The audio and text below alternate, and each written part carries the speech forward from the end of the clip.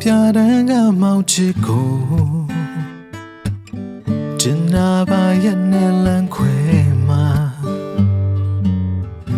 မောင်ဖန်နေတဲ့ချစ်ရဲ့ရှိမြကို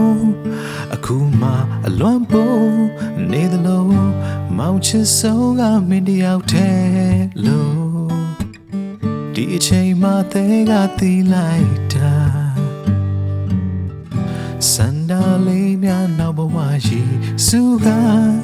မဖြစ်နိုင်တော့တဲ့အချိန်မှနေစတဲ့ပန်းကလေးများလဲလမ်းရွှင်မြဲမမဝမှာလဲအချင်နာလေးများသူပေမဲ့နှောင်းခဲ့တဲ့တိမ်နဲ့မိကိုမောင်းလွှမ်းနေစေချစ်လို့နေမြဲရုံခွဲငိုကြီးရဲ့နဲ့ပြုံးတာလဲမလွယ်